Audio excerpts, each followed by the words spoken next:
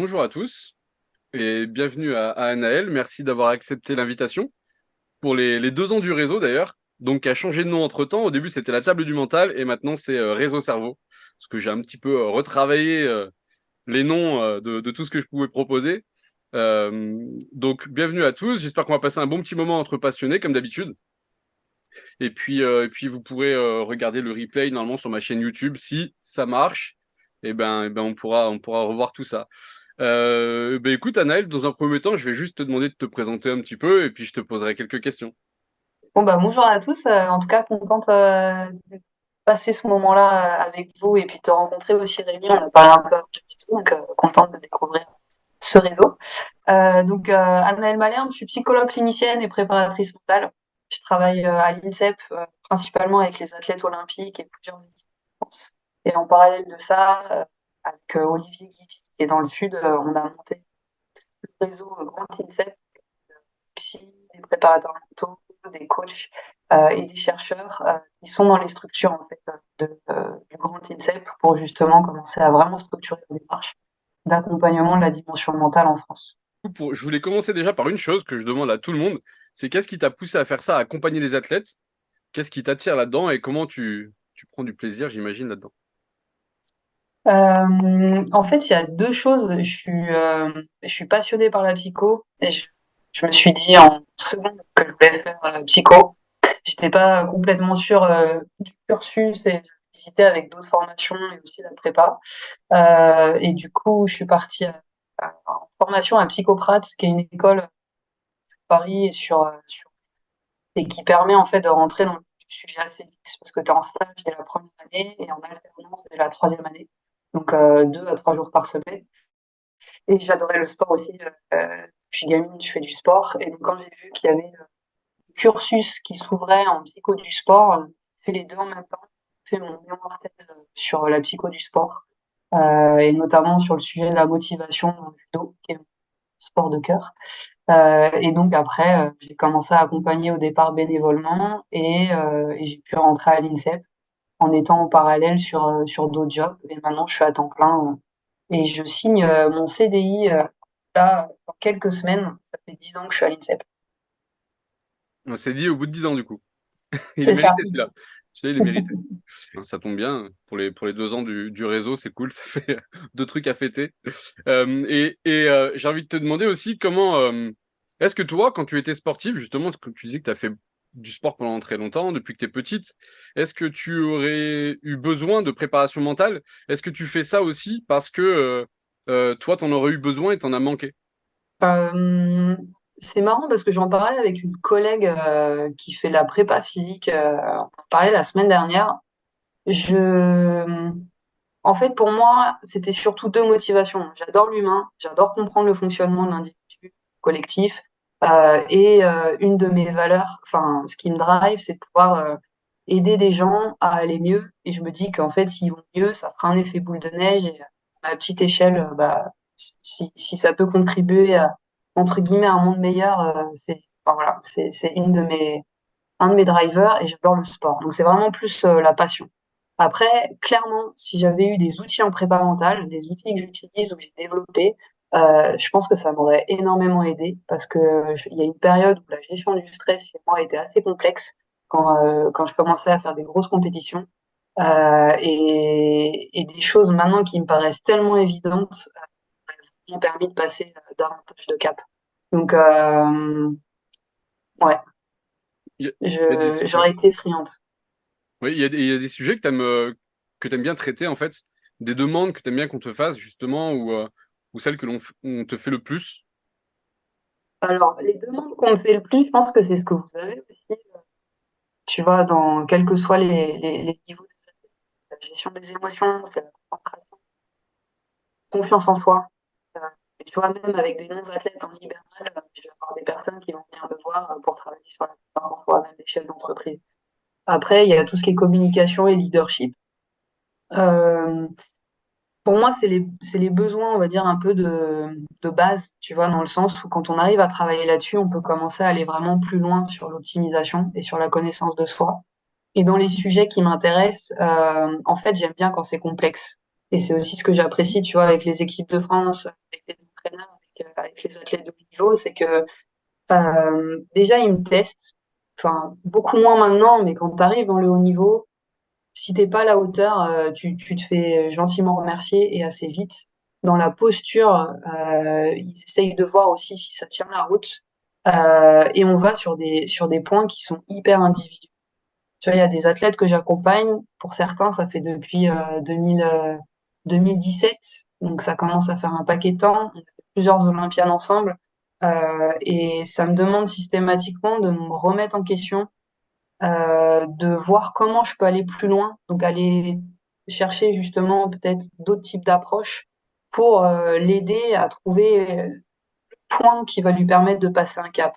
Que ce soit sur la prep mentale, tu vois, sur l'optimisation, ou que ce soit sur le versant psy aussi. Parce que vraiment, je jongle sur les deux et pour moi, les deux sont compliqués. Donc c'est, on a une énigme, mais comment on fait pour la résoudre? C'est ça qui m'excite. Ouais, les challenges, les beaux challenges.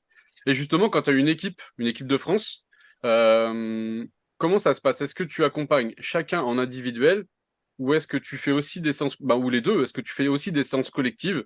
Comment, est-ce que tu peux nous en dire un petit peu plus là-dessus? Euh, alors, déjà, pour moi, la prépa mentale, ça reste assez récent. Donc, on est quand même, quand je dis on, et je vous inclus tous, on est en train de créer aussi, je pense, le métier, notamment en France, parce que t'as des pays qui sont déjà plus en avance là-dessus. Du coup, j'ai pas une manière d'intervenir. Tu vois, il y a des athlètes que je vois en mode bureau, c'est-à-dire je les vois en one-to-one et je suis pas intégrée dans le staff parce que le staff est pas encore prêt à ça. Il y a des athlètes que je vais accompagner sans forcément travailler avec les entraîneurs, enfin à part faire des feedbacks, mais tu vois pas de travail individualisé avec les entraîneurs. Et donc du coup, je vais venir sur certains entraînements. Des fois, je vais venir en stage ou en compétition. Et il y en a, par exemple, historiquement, l'escrime, on a énormément bossé ensemble pour les Jeux de Tokyo. On continue là sur les Jeux de Paris. Et du coup, je travaille avec certains athlètes en indiv, je travaille avec le collectif sur la cohésion et je travaille aussi avec certains entraîneurs. Et je travaille avec des entraîneurs aussi parce qu'il y a un bon lien de confiance. Il y a des staffs, il y a des équipes dans lesquelles je dissocie et je vais dire soit je travaille avec vous, les entraîneurs, soit je travaille avec les athlètes, mais je travaille pas avec les deux. Parce que il peut y avoir des fois des situations un peu plus conflictuelles et je pense que c'est important de dissocier les espaces. Et à ce moment-là, je propose une deuxième personne pour intervenir. Et puis il y a des athlètes qui ont aussi besoin de personnes complètement extérieures, tu vois. Il y en a qui aiment le fait que je sois présente régulièrement sur les compètes, sur les stages, et puis t'en as qui veulent avoir quelqu'un qui est complètement neutre et du coup qui voit en mode bureau et qui est peut-être même des fois à l'extérieur de l'INSEP. Donc ça dépend des besoins sur la manière d'intervenir. Ouais, ça me rassure parce que je dis souvent que je suis pas très académique en fait parce que j'ai l'impression que chaque accompagnement est différent et finalement j'essaie de m'adapter à la personne, mais en fait de d'adapter un mode de communication qui serait le bon et le mode de fonctionnement qui serait le bon par rapport à la personne que j'ai en face ou aux personnes que j'ai en face. Ça me rassure un peu ce que tu dis parce que je me pose toujours la question et je cultive un petit peu ce questionnement où j'essaie justement de me réinventer un petit peu de temps en temps. Et est-ce que tu penses que tes accompagnements, alors peut-être pas depuis 10 ans, parce que j'imagine que oui, mais est-ce que tes accompagnements évoluent et est-ce que tu accompagnes différemment maintenant, depuis peut-être par rapport à ce que tu faisais il y a 2 3 ans ou 4 5 ans? Euh, Par rapport au début, c'est sûr. Euh, En fait, je vais peut-être penser par Olympiade, tu vois, parce que ça me donne des bons repères. Euh, Déjà, par rapport au début, c'est sûr. Dans le sens où, tu vois, objectivement, j'ai pas honte de le dire, au début, quand j'arrivais à l'INSEP, j'avais le boule au ventre. Tu vois, je me disais, mais en fait, j'ai fait un DU, j'ai des outils, mais ils sont théoriques. Comment développer la concentration? Enfin, j'avais pas vu ça forcément en formation, tu vois. Pareil sur la fixation d'objectifs, on nous avait bien expliqué ce que c'est que la fixation d'objectifs, mais comment tu le mets en place concrètement? Pas forcément. Et donc du coup, je suis allée développer des outils. La psycho m'a quand même aussi beaucoup aidé. Et en fait, au fur et à mesure, j'ai développé mes propres méthodes et mes propres outils en intégrant aussi différentes approches. Donc, je pense qu'entre ce que je faisais il y a ouais, maintenant 15 ans. Et ce que je fais maintenant, il y a un il y a un gros gap, et tant mieux. Par rapport à une Olympiade précédente, le fait d'être beaucoup partie en compétition avec les athlètes, avec les équipes, ça me permet de mieux comprendre d'un point de vue systémique comment l'équipe elle fonctionne, comment la fédé ou le pôle fonctionne. Et donc, du coup, je pense aussi que j'ai une meilleure vision des enjeux interpersonnels aussi, une meilleure vision de certains sports. Parce que tu vois, par exemple, je reprends l'idée de l'escrime, mais c'est pareil, je travaille avec le pinta, avec la natation, etc. C'est pas mes sports de base. Je les comprends mieux sur l'aspect physique et sur l'aspect tactique. Et donc, du coup, ça peut me donner un éclairage différent dans l'accompagnement que je veux. Et pareil sur l'aspect personnalité. Je trouve que t'as des, comment dire, le sport nous affine notre personnalité et inversement, on va chercher certains sports aussi par rapport à nos appétences, notre histoire et notre personnalité. Et donc, du coup, il y a des choses que je vais beaucoup mieux identifier aussi par rapport à ça. Donc oui, mais il y a eu un gros gap entre le début de ma carrière, tu vois, et maintenant. Et maintenant, je vais chercher des choses euh, beaucoup plus spécifiques. Ok. Ça répond à ta question ou pas, Oui, Rémi? bien sûr, oui, bien sûr. Parce que on va dire que même au bout d'un moment, même si tu changes pas ta manière d'accompagner, ça va se jouer un peu sur des détails. Je sais que, par exemple, moi au début, j'avais du mal à aller en compétition parce que j'avais peur de déranger l'athlète ou qu'il change trop en fait. Je voulais travailler en dehors des compètes, mais en compète, je suis plus là, j'existe plus. C'est à toi de te débrouiller.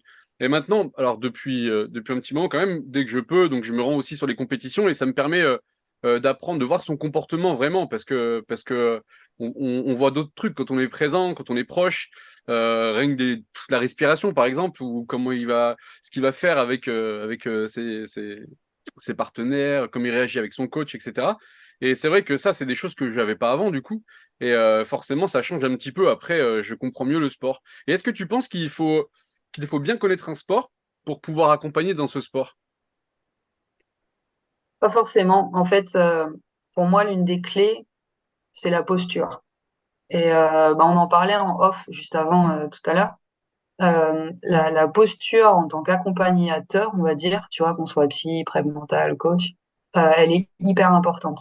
C'est un plus de connaître, plutôt dans le sens, tu vois, je te prends un exemple, le cyclisme, je travaille avec une athlète, on bossait avant quand elle était sur l'INSEP, là on est pour Paris, euh, hyper technique et hyper tactique. Donc, il y a des moments où je vais poser des questions à l'athlète ou au coach pour mieux comprendre parce qu'on doit travailler des choses qui vont avoir un impact là-dessus.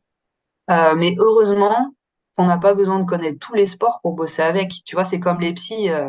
Si on doit avoir vécu toutes les pires atrocités du monde avant de pouvoir comprendre ce que la personne vit, euh, enfin, je chine pas pour ça, tu vois.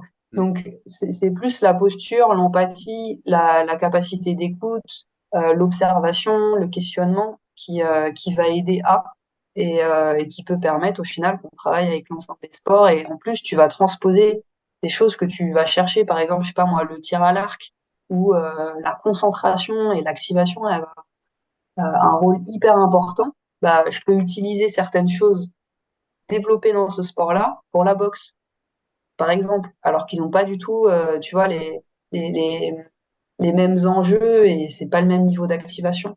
Donc, euh, donc voilà. Ouais, ce que tu dis, mais ça, en fait, j'accompagne beaucoup en patinage et en gym aussi. Et en fait, c'est deux sports qui sont très similaires parce qu'en fait, ils apprennent un programme et ils vont passer devant des juges après. Et ça m'est arrivé des fois de les confronter, non, de les mettre ensemble sur une séance. Je leur avais proposé en test. En fait, j'aime bien tester des choses, de mettre des sportifs différents, de sports différents, etc. Et c'est trop enrichissant parce que, par exemple, je vais leur mettre un problème et essayer avec deux vocabulaires différents, mais en fait, finalement, ils pensent aux mêmes choses quasiment, de le résoudre et de s'entraider. Donc, ça permet de voir qu'on peut aider quelqu'un. Donc, pour la confiance, c'est très bon. Pareil, en fait. Et, euh, et ouais, il y a des sports, en fait, d'accompagner dans différents sports et ben, je trouve que c'est super enrichissant. Et pareil aussi, alors moi avant je faisais du foot, mais donc je pensais que j'allais accompagner beaucoup plus dans le foot. Et finalement, quand on connaît pas un sport, donc quand j'ai débuté avec mon premier patineur, je connaissais vraiment rien. En plus, techniquement, le vocabulaire et tout, c'est très compliqué. Euh, et ben ça m'a permis de vraiment rester axé prépa mentale en fait. Et parce que Mm. c'est du foot, j'ai envie, comme je connais un petit peu, j'ai envie de mettre mon petit grain de sel des fois, faut que je m'en empêche. Mais et donc ouais, ouais, ok. Je, encore une fois, je suis rassuré. Pour l'instant, je pense comme toi, donc tout va bien. Mais Et t'as le droit de penser différemment, hein. ah, mais Je je dis sais. pas, il y a des choses sur lesquelles je pense qu'il y a différentes manières de voir ou d'intervenir. Le tout, c'est que ce soit aligné par rapport à ta personnalité, ta posture, quoi. Faire du Rémi, c'est faire du Rémi, quoi. C'est pas faire du Anaël ou inversement.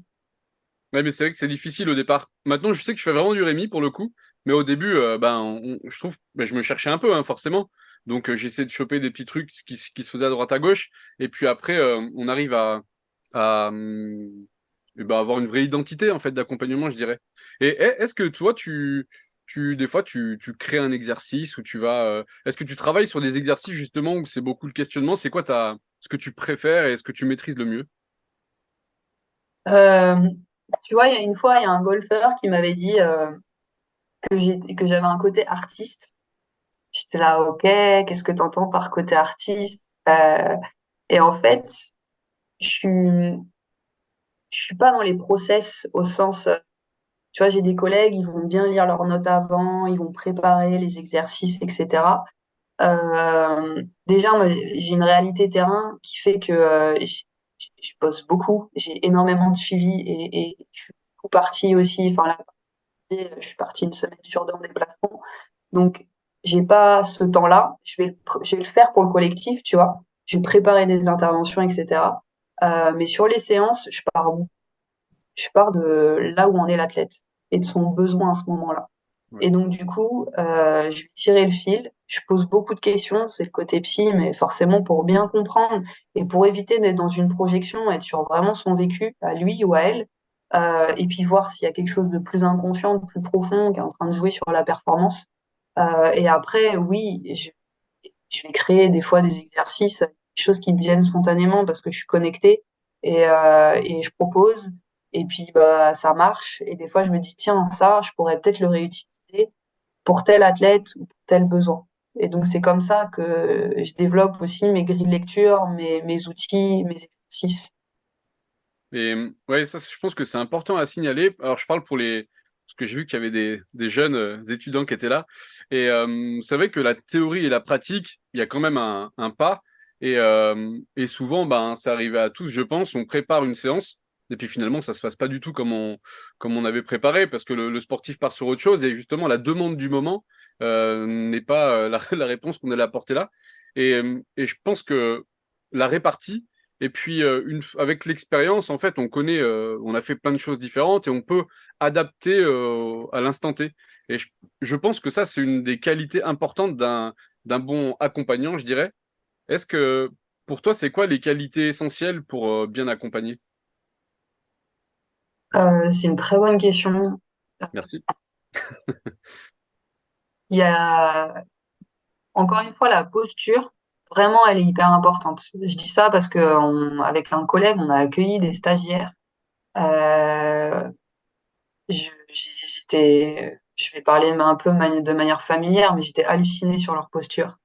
Et donc, du coup, la posture, c'est un point hyper important. Euh, Savoir mettre la bonne distance. Tu vois, quand t'es de manière intégrée et que tu te lèves le matin et que tu prends ton petit déj avec les staffs et les têtes, tu vas pas avoir la même distance que si tu vois les gens en mode bureau, tu vois, tout le temps. Mais il y a quand même une éthique à avoir. Il y a quand même une certaine distance à avoir. De pas être pote ou pas, de pas être en surconfiance, etc. Tout ce qui est secret, enfin, confidentialité, secret professionnel. Il y a l'empathie qui me semble très important parce que ça permet aussi d'être à l'écoute et de percevoir, de ressentir, de comprendre le besoin de la personne qui est en face de toi et d'accepter qu'elle a une carte du monde qui soit différente de la tienne. Or, pour moi, c'est évident, tu vois, c'est des choses qu'on, globalement, la partie des accompagnants qu'on est, on le fait, des fois pas toujours.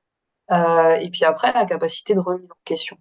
Tu vois, il y a un exemple que j'ai eu très récemment avec une athlète que j'accompagne depuis un bout de temps, qui fait une contre-perf sur un gros championnat. Sauf que bah, année olympique, c'est pas le, enfin, Je veux pas dire que c'est pas le moment, mais c'est quand même assez touchy. Juste avant qu'elle y aille, tous les voyants étaient au vert. Tu vois, en confiance, gestion des émotions, on se regarde avec les deux entraîneurs, tu vois, on se dit, ouais, c'est OK. Elle-même le dit. Et puis, bah, ouais, grosse contre-perf. Je suis rentrée et je pense que j'ai dû passer 3 heures à réfléchir, même, j'ai appelé un confrère, je n'ai pas donné, tu vois, les détails, j'ai juste expliqué le contexte pour pouvoir confronter un peu mes idées. Ouais. Et je me dis, là, faut que je me remette en question. Il y a forcément un truc, on est passé à côté, c'est pas possible. Elle a tous les outils sur la prep mentale. Il y a un loup dans la bergerie. Et donc, au final, en creusant au fur et à mesure, on est tombé sur, je suis tombée sur l'hypothèse qui, au final, a été la bonne, m'a permis de faire une nouvelle séance. Pour le coup, je l'ai bien préparée parce qu'il y avait besoin de travailler sur du trauma, sur l'hypnose, etc. Et tu vois, je l'ai eu ce matin au téléphone. Elle me dit, ah, mais ça y est, enfin, ça se débloque, je sens que c'est OK, etc. Mais je pense que si j'avais pas eu cette posture de remise en question, on serait dans le même schéma. Je dis pas qu'elle va réussir tu vois, peut-être avoir sa médaille d'or grâce à ça, ou peut-être qu'elle l'aura pas, tu vois, mais remise en question, c'est super important parce que c'est ça qui va nous permettre de progresser, d'aller chercher d'autres outils, d'autres approches, de pouvoir échanger avec des confrères. C'est en fait garder une posture qui peut être modeste, on a le droit de se tromper. Et dans ce métier-là, il y a forcément des moments où on se trompe, où on passe à côté de certaines choses. Bien sûr, ouais, c'est comme un prépa physique qui va, quand une équipe a beaucoup de blessés, par exemple, forcément, il y a une remise en question. Et je pense que quand on accompagne des sportifs, on a forcément une part de responsabilité dans tout ce qui se passe, que ce soit des victoires, mais aussi des contre-perfs, de toute façon. Donc, effectivement, il faut toujours se remettre en question. Et, et quels sont tes objectifs en préparation mentale? Est-ce que tu as des rêves, des objectifs pour la... Euh, Bah écoute, là, il y en a un que je vais peut-être réaliser. Euh, En fait, c'est en train de se s'acter, mais je vais être psy référente pour les Jeux, pour le CNO, avec l'ensemble des personnes accréditées. Donc les entraîneurs, les athlètes, enfin voilà. Et donc en fait, c'est surtout écrire la page, écrire la manière dont les prises en charge vont pouvoir se faire. Et historiquement, il y a eu Pékin. J'y étais avec une collègue, donc les Jeux d'hiver, et là, c'est la deuxième fois où il y a ce type de poste-là. Donc vraiment, on est ouais, sur une feuille blanche. Et ça, je trouve ça hyper intéressant. Poser les premiers jalons de ce type de démarche, en fait. Après, rêve, je pense que j'en ai réalisé pas mal déjà. Enfin, tu vois, j'ai eu cette chance-là avec la Coupe Davis, bah, avec les Jeux de Pékin, etc.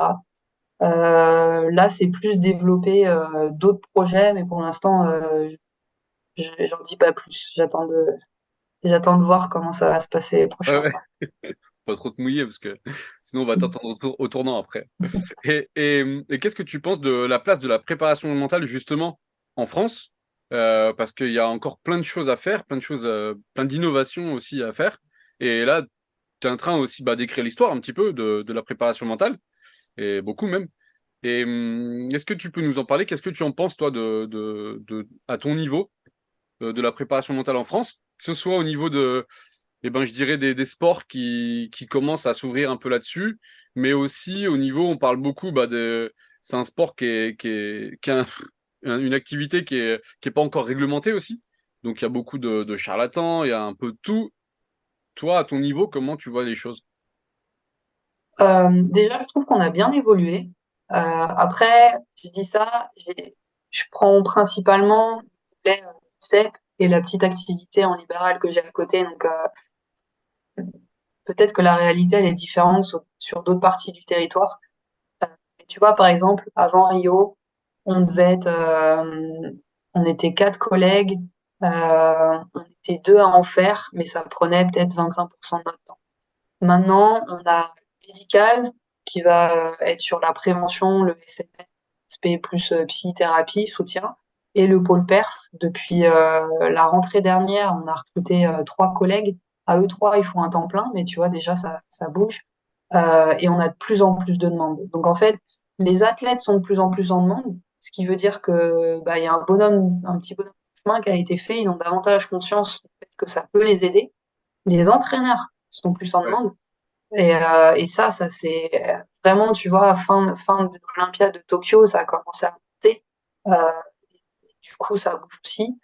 Le réseau Grandinset qu'on a développé avec Olivier, il a énormément joué, je pense aussi, parce qu'en fait, on a essayé de créer un discours commun, avoir un langage commun et d'enlever un peu les guéguerres de chapelle qu'il peut y avoir entre des psys, des prep mentales, des coachs, enfin, qui a raison ou pas, on s'en fiche, entre guillemets, c'est comment on peut mieux structurer l'accompagnement en France pour les athlètes et aussi pour les entraîneurs.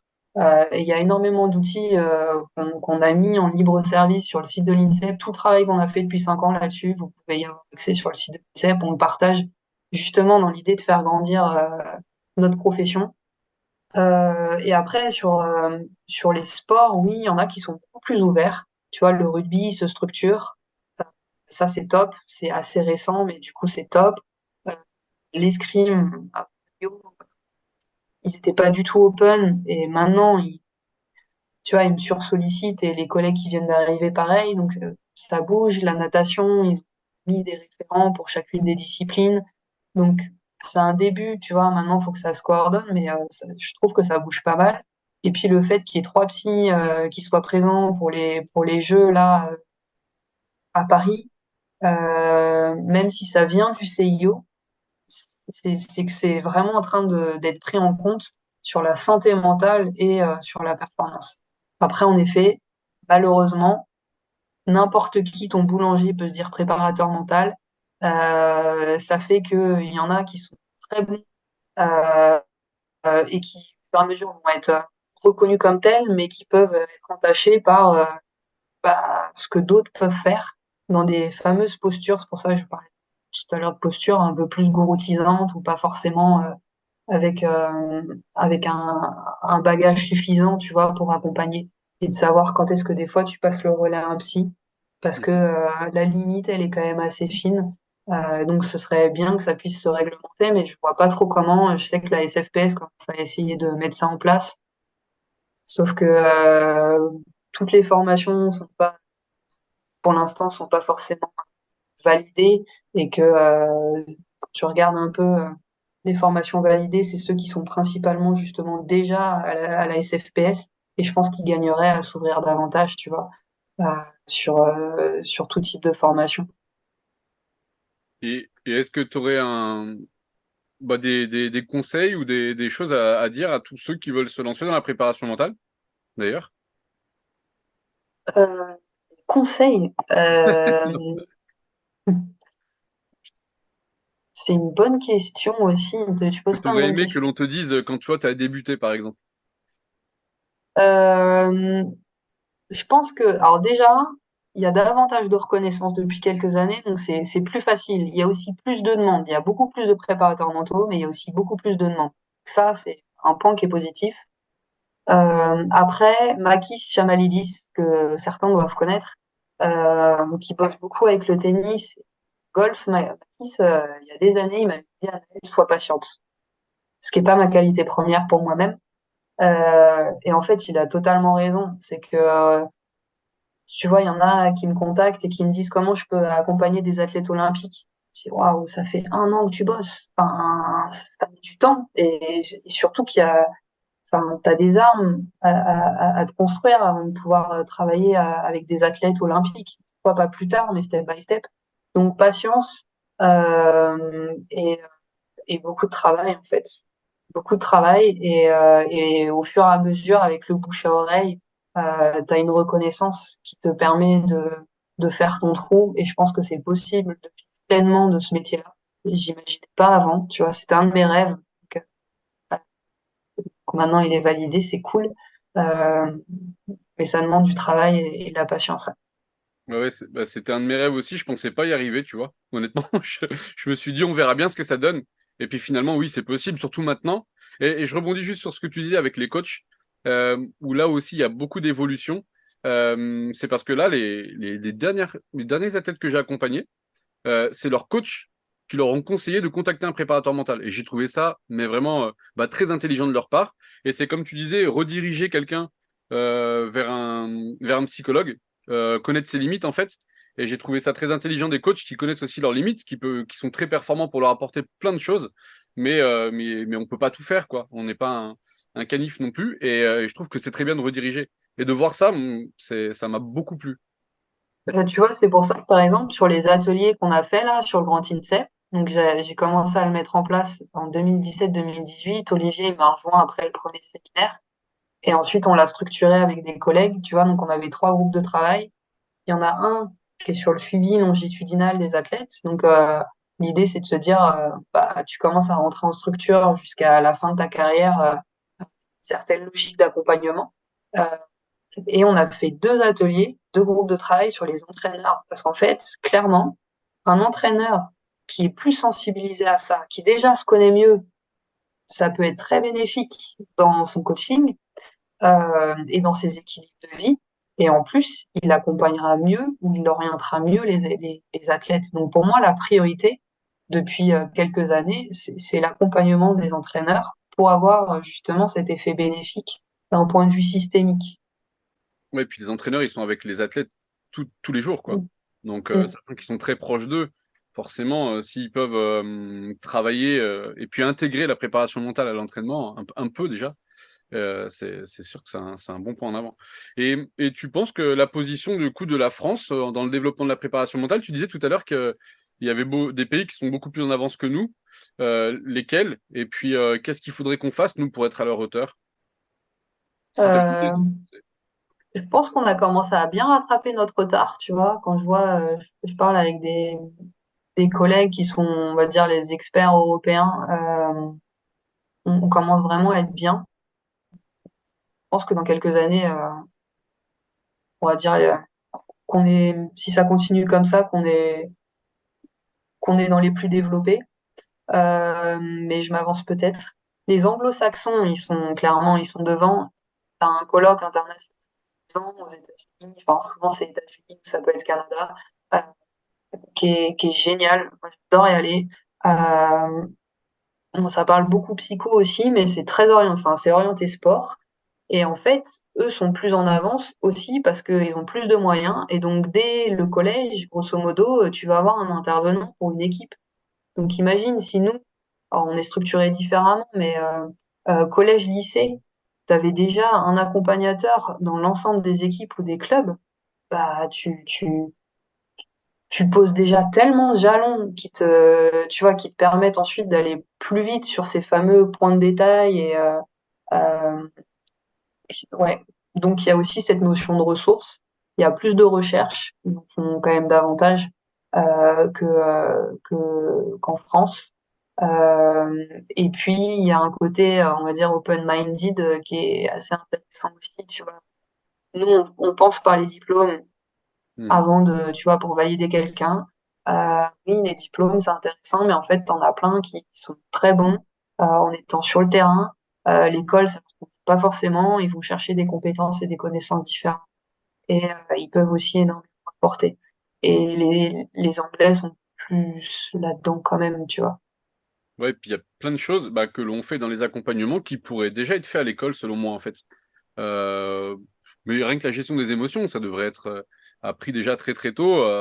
Tu vois, j'ai des enfants qui sont petits. On peut apprendre très tôt et très vite à des enfants. Ils sont très intelligents, ils comprennent tout et puis c'est du temps de gagner, et justement des portes qui s'ouvrent après pour l'avenir. Mais ok, ouais, il y a... Bon, bah, on a plein de choses à faire, c'est motivant. Ça peut être frustrant parfois, mais c'est aussi très motivant de se dire qu'on a plein de choses à faire. J'aimerais laisser la parole à certains. Si vous avez des questions Ouais, à poser, carrément. n'hésitez pas à mettre le micro et à la poser, hein. Questions et observations aussi, s'il y a des choses sur lesquelles vous êtes très d'accord ou pas du tout d'accord, c'est cool aussi. Ouais, ben moi j'avais une question. Toi, Anaël.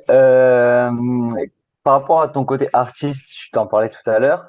Tu l'attribuerais plutôt à quoi? À ton expérience et à ton vraiment à toutes les heures en séance qui te permettent d'avoir cette liberté-là, tu vois, et de laisser la place à, à ces temps de silence, ces petits moments où justement où on peut appréhender un peu l'énigme d'une autre manière, comme tu disais, ou par rapport à ta personnalité qui vraiment euh, mais tu parlais de connexion aussi, que tu te connectais en séance et que c'est là où tu sentais que tu étais la plus performante. Est-ce que cette connexion avec ta personnalité, peut-être juste avant la séance, et de laisser la place à ce côté un petit peu artiste et de gagner en liberté finalement, tu l'attribuerais plus à quoi? Ou peut-être c'est un 50-50? Euh, En fait, il y a plusieurs choses. Clairement, il y a ma personnalité, ça c'est sûr.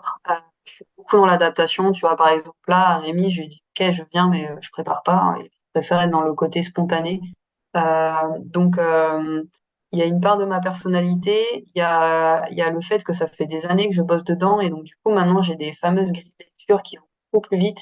Tu vois, à mon premier entretien, je fais tous les domaines de vie. Je pose vraiment aussi sur l'aspect psycho. Je fais un débrief où je lui donne déjà des pistes. Je mouille ma chemise, en fait. Je dis, voilà, moi, ce que je perçois, c'est ça. Ça te va pas, on en discute, etc.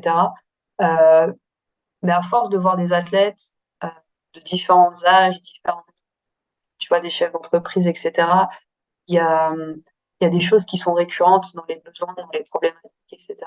Donc ça joue beaucoup. Euh, il y a la connexion, en effet, empathique. Tu vois, en hypnose, ça m'avait tellement surpris la première fois, mais je fais une séance d'hypnose, j'étais même à distance. Je me dis, bon, ok, on va voir, tu vois, je cadre sur un truc qui est pas non plus à mettre en danger l'athlète. Je ressentais les mêmes choses. Je faisais des suggestions, tu vois, il y a une couleur, etc. Je voyais la couleur avant que la personne me le dise. Tu vois, je me dis, bon, une fois, ok, en fait, ça m'arrive souvent. Je peux pas te l'expliquer, mais je pense que c'est ce côté un peu empathique qui fait que quand j'arrive à me connecter, il y a ces choses qui viennent. Pas à 100% du temps non plus, mais. Et le dernier aspect, et ça, je te le dis, mais je me le dis à moi-même parce qu'il va falloir que je me l'applique vraiment cette année aussi, c'est mon niveau d'énergie. C'est-à-dire que quand je suis bien, je me cale des temps de récup, etc., entre guillemets, je suis fraîche mentalement, je vais beaucoup plus facilement avoir cette créativité. Quand je suis dans le jus, quand je suis plus fatiguée, ça tire plus sur le système et je vais moins avoir cette créativité-là aussi. Ouais, complètement d'accord. C'est ce que j'essaye de faire aussi, même quand j'ai une charge mentale dans la journée qui est un peu trop haute, on va dire, un temps de connexion. Alors, et en plus, quand ça se fait naturellement, ce petit temps de connexion avant, soit par une cohérence cardiaque, soit par une petite méditation, ou même j'ai remarqué quand je prépare même mes séances en méditation, tu vois, et enfin, j'aime bien essayer de tester tout ça. Et c'est vrai que dans des moments où tu es pleinement connecté avec toi-même et en même temps en phase de repos mental et physique, pour le coup, il y a énormément de choses qui en ressortent, que ce soit par la créativité ou des petites subtilités que tu n'aurais pas pu voir en allant chercher, en allant à la pêche aux outils. De tes anciennes séances ou tu vois des choses comme ça, de se connecter avec la personne que tu vas avoir en face de toi et après de laisser vraiment ton empathie dicter un peu tout ça. Mais je pense que c'est vraiment un bon conseil de se connecter à soi-même et d'être oui, avec une certaine fraîcheur mentale. C'est, c'est pas mal aussi. Ok, merci. Apprendre à prendre soin de soi, tu vois, on est souvent tourné sur ces métiers-là. Et, Mm. et c'est des fois trouver le bon équilibre et de se dire, OK, où est-ce que je suis encore, est-ce que je suis encore centré en étant en connexion à l'autre, ou est-ce qu'il y a des choses qui font que, OK, j'ai peut-être besoin de me recentrer, de récupérer, de faire autre chose pour ensuite être complètement dispo, parce que les gens l'imaginent pas, tu vois, j'ai un chef qui commence à faire un peu d'accompagnement. Je dis, mais c'est épuisant. Bah ouais, un entretien, on a l'impression que tu écoutes la personne, mais non, tu as différents niveaux d'écoute, d'analyse, et c'est très énergivore. Et sans parler de l'après aussi, comme tu disais tout à l'heure, où t'as ton athlète qui avait loupé sa compète. Moi, ça me l'a fait ce week-end avec un basketteur qui avait une séance et on a vraiment bossé sur quelque chose et il n'a pas réussi à l'utiliser alors qu'il avait utilisé précédemment et ça avait marché. Et ben derrière, je me sentais, alors, j'essaie de garder du recul par rapport à ça, mais en tout cas, je sentais un impact sur moi et j'essayais de me dire, et où est-ce que j'ai loupé le truc et est-ce que le curseur, je l'ai mis vraiment et au bon endroit et à la bonne intensité? Donc là, tu continues finalement dans ta séance alors qu'il s'est passé peut-être 4-5 heures après et voilà, faut réussir à switcher rapidement par rapport à tout ça et rester ouais, dans une énergie, une belle énergie pour soi. C'est le but aussi, hein. Si tu veux rayonner sur les autres et de rayonner à l'intérieur de soi, je pense que c'est peut-être des formules qui sont un peu bateau, mais en tout cas, quand on le ressent vraiment et qu'on ressent que ça marche, il n'y a pas photo finalement. C'est vraiment ça qui est à développer. Ouais, clairement, ouais. Ouais, je voulais rebondir juste sur les deux dernières discussions. Euh, Sur la dernière, en fait, on l'avait déjà abordé à la table du mental, c'est où en fait, soit en tant que personne, on est véritablement son propre outil, en fait, l'outil le plus important. Et que du coup, ça fait aussi la différence entre les personnes qui sont un peu comme tu es, Anaël, et comme je suis aussi, où en fait, je suis beaucoup dans le moment présent, ici et maintenant, et connecté à la personne, alors que des fois, et c'est vrai que quand on commence, c'est un peu particulier, on est plus tourné vers la technique et vers les outils parce que ça rassure. Et du coup, il faut trouver après, avec l'expérience, le subtil équilibre entre à la fois être connecté et avoir après le niveau de conscience sur quel outil on va utiliser après, mais ne pas perdre l'importance de la connexion à l'instant présent, quoi. Et je rebondis là-dessus, juste pour aller un peu plus loin, Diego, c'est aussi, tout à l'heure, je parlais des stagiaires, ou enfin, pas tous, heureusement, mais une partie des stagiaires qu'on a eus, qui étaient que à penser outils. Tu vois, ils assistaient aux entretiens en disant, ouais, alors du coup, on va faire la fixation d'objectifs, on va faire la cohérence. Ok, mais pourquoi?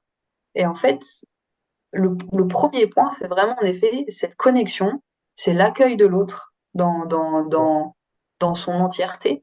Et il y a des moments où c'est pas un outil qu'il faut poser, c'est pas il y a une problématique, on pose un pansement et c'est bon. Non, c'est des fois à travers juste le questionnement, ça permet d'ouvrir un nouveau champ et du coup de commencer déjà à changer la compréhension de soi ou ses comportements.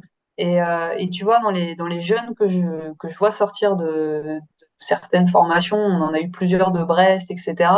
Euh, alors, on en a une qui était top de Brest aussi, mais bon, bref, c'était outil, quoi. Oui, oui. Telle problématique, tel outil en face.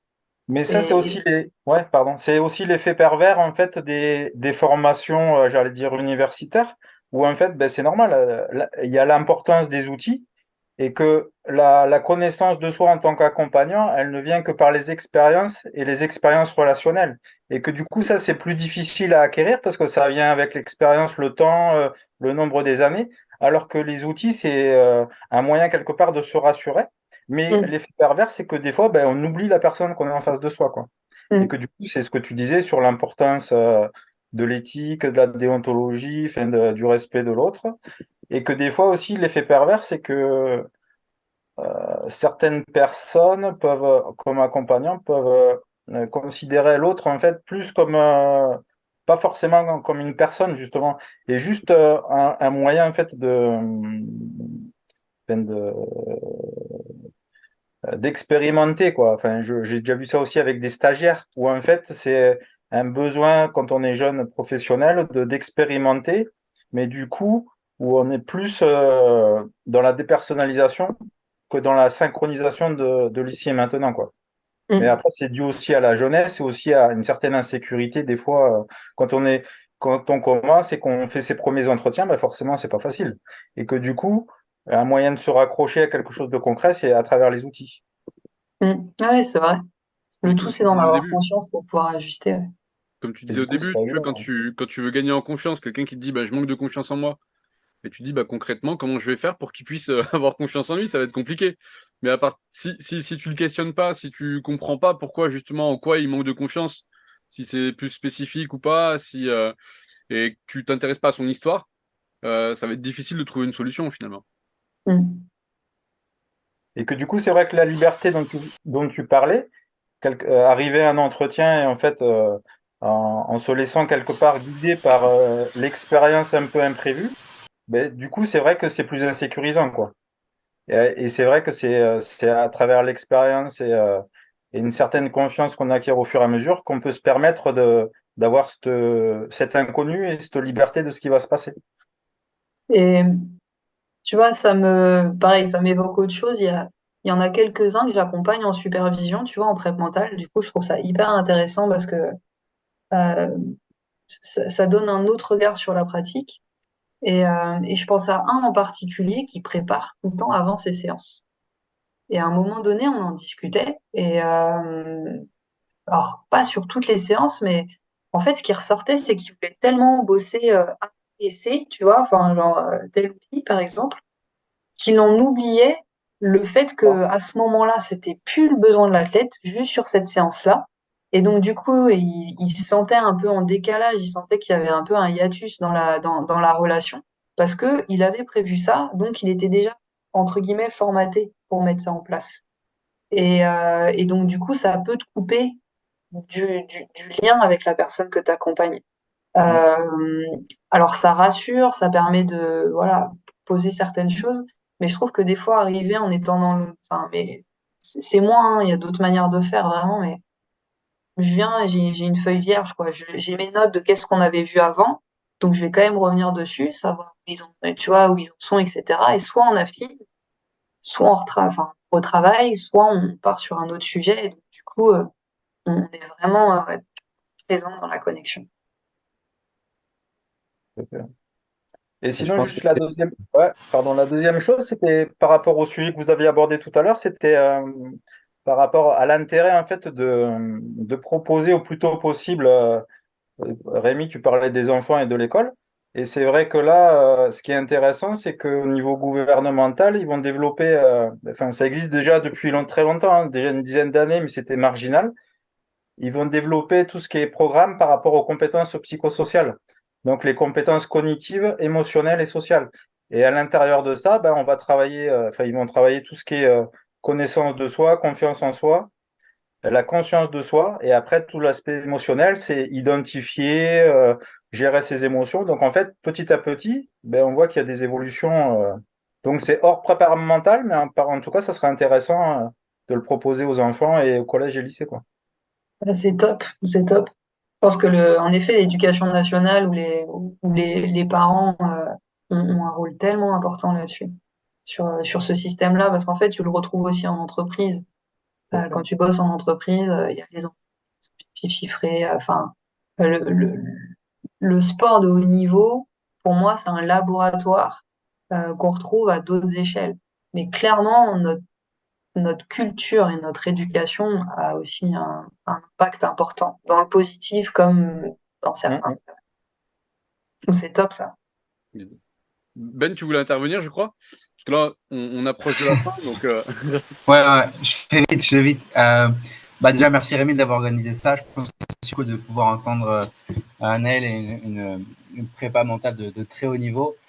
Et c'est super satisfaisant aussi d'écouter tout le monde, voilà, l'importance de verbaliser un maximum avant de passer aux outils. Déjà, c'est rassurant d'écouter des personnes qui travaillent un peu de la même manière.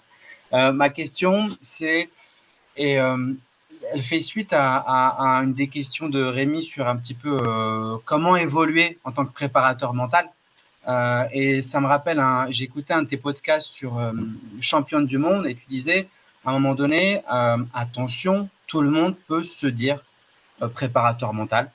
Et, et tu développais et tu disais, voilà, peut-être qu'un préparateur mental, en général, c'est peut-être mieux si il a telle formation psychologie ou s'il est passé par là, etc., etc.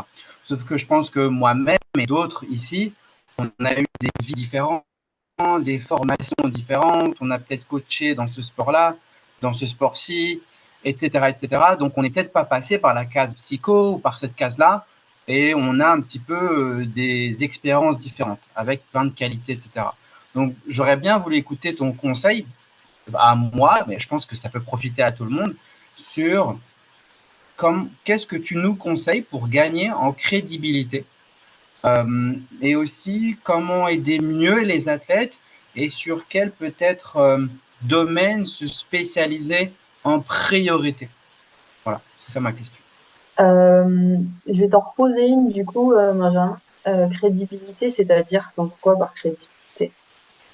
Bah, c'est-à-dire parce que ne pas tomber dans la case, oh bah cette personne-là, elle se dit, elle a décidé un jour d'être préparatrice, préparateur mental, donc elle est préparateur mental.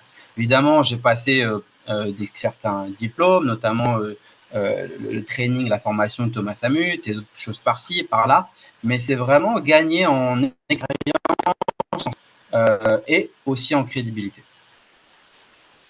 Euh, je sais pas si je vais te répondre pile dans la cible de ce que tu attends, mais c'est la Tant réponse mieux. qui me vient spontanément. Pour moi, c'est déjà un travail sur soi, tu vois, de se sentir crédible ou de se sentir légitime, comme certains athlètes qui, des fois, ont de belles perfs, mais ne se sentent pas légitimes pour X ou Y raisons. Donc, déjà, il y a ce travail sur soi de se dire qu'est-ce qui fait que je me sens légitime sur tel ou tel sujet, hein, parce que tu vois, c'est comme la confiance, ça dépend des domaines. Et qu'est-ce qui fait que je ne le suis pas? De quoi je vais avoir besoin déjà là-dessus? Et est-ce qu'il y a quelque chose dans mon histoire qui impacte ma perception de ma légitimité ou ma crédibilité? Ça, c'est le premier point. Je pense que c'est déjà cette notion-là.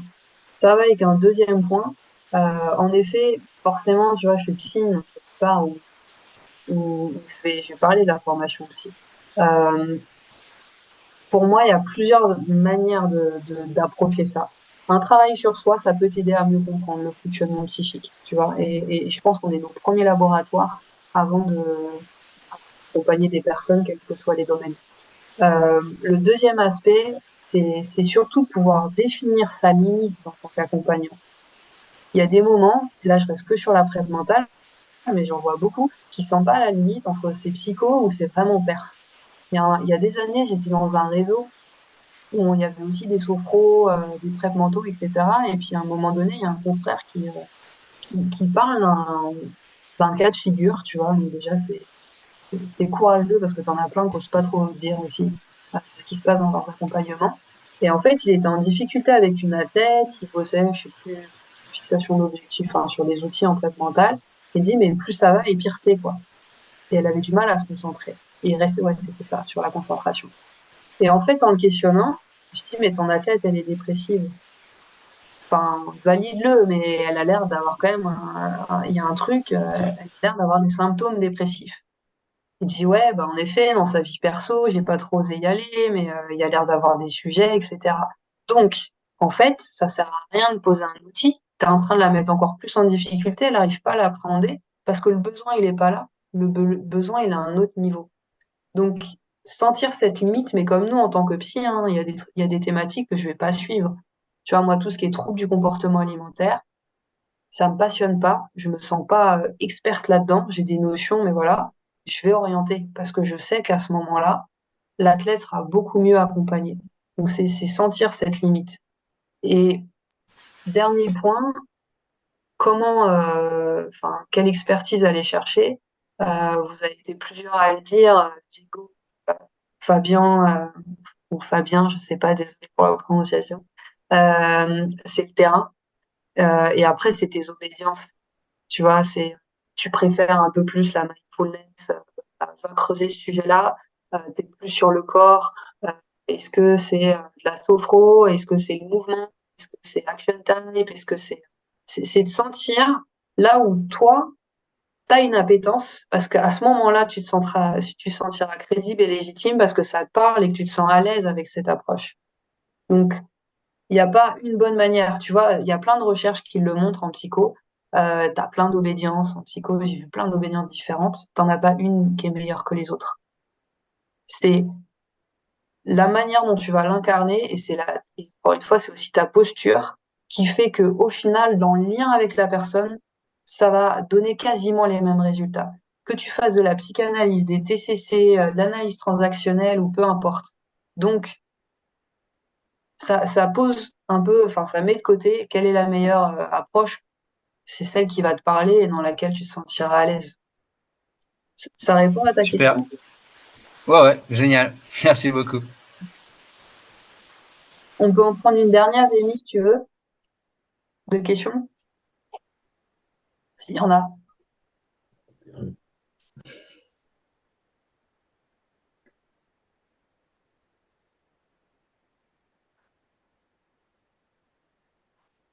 Zéro.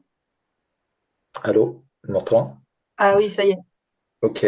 Bah, merci pour la discussion et le partage. Et puis, Anaël, en fait, je te connais sans te connaître. Parce qu'en fait, j'écoute souvent les podcasts de l'INSEP. Ok. Et pour ça, quand je t'ai entendu parler, j'ai dit, mais je l'ai déjà entendu, Anaël. Et j'ai écouté dernièrement où tu as parlé du suivi auprès des sportifs handicapés, qui était super intéressant. J'ai beaucoup aimé.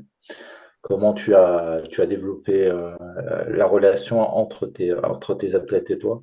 Et aussi des erreurs, comme tu l'as très bien expliqué, parce que quand on ne connaît pas, on ne sait pas. Ça peut arriver, c'est pas grave. Et la deuxième chose aussi, c'est que moi, j'ai fait une formation préparatoire mentale avec Makis. Donc, et la phrase que tu as dit tout à l'heure m'a énormément parlé parce qu'il continue toujours à lire, il faut être patient. Et ça, c'est clair. Dans ce métier, il faut être très, très patient. Parce que moi, en fait, j'ai deux postures. Moi, je suis entraîneur de tennis et je suis préparateur mental. Et depuis que j'ai fait cette formation de préparateur mental, c'est que ça m'a fait vraiment prendre conscience du rôle de la posture en tant qu'enseignant. Parce que même quand tu es prof de tennis, tu n'es pas que prof de tennis, tu as plusieurs postures différentes que tu peux mettre sur le terrain. Et en plus, quand tu es préparateur mental, donc du coup, j'ai fait énormément évoluer ma pratique grâce à ça. Et donc, j'ai posé la question. Donc, en fait, parce qu'en fait, j'avais plein de questions, mais j'ai essayé de synthétiser. Et en fait, quand tu as commencé ta carrière, en fait, quelles sont on va dire, les croyances erronées et les a priori que tu as combattues auprès des entraîneurs et des athlètes qui t'ont beaucoup plus marqué que d'autres? Voilà. Donc ok, les, les croyances des entraîneurs et des athlètes. Écoute, il y en a eu pas mal, mais c'est souvent les mêmes.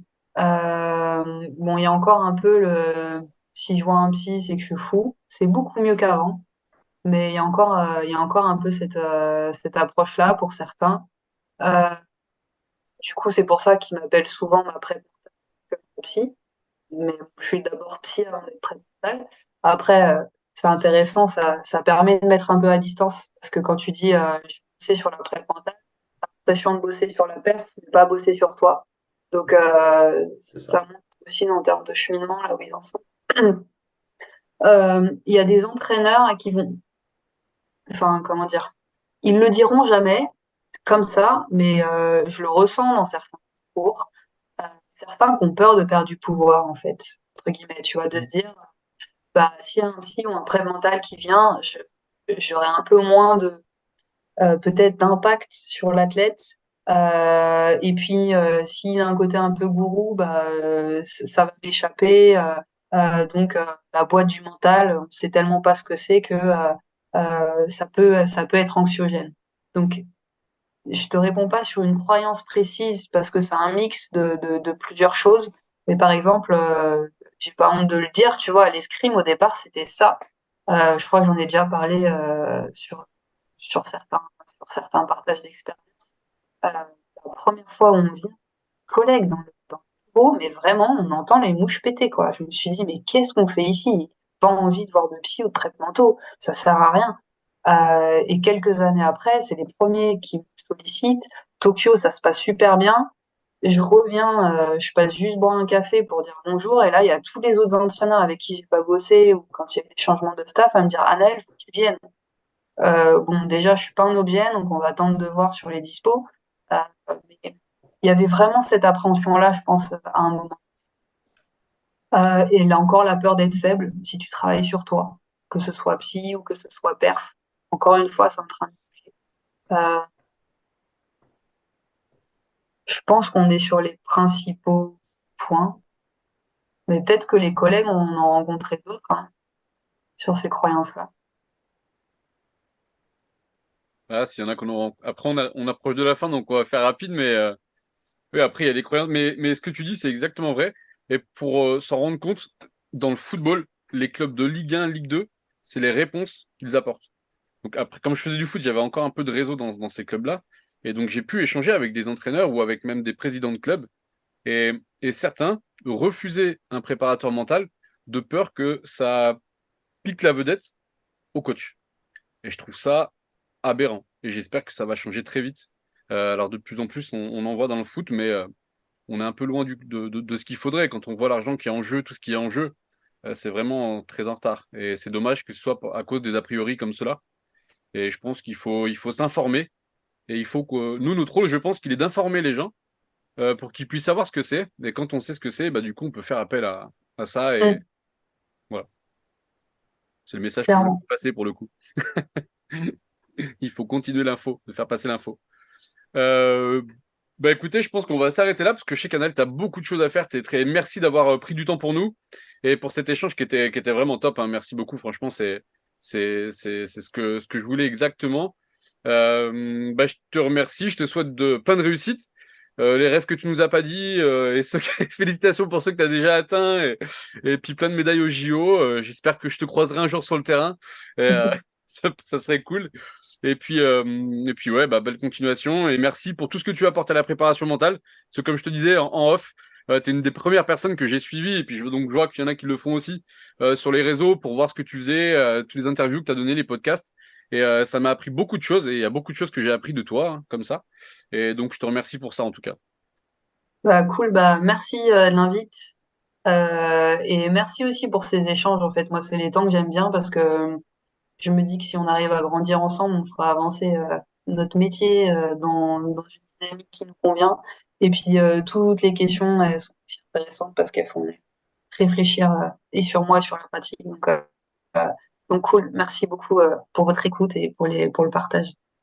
Merci. Merci à tous. Cool. Merci, Bah, bye. bonne continuation à tout le Bonne monde. Ouais. continuation, ouais. Bonne saison. Ciao, ciao. Merci. Merci, bye. Ciao, ciao. Merci à toi.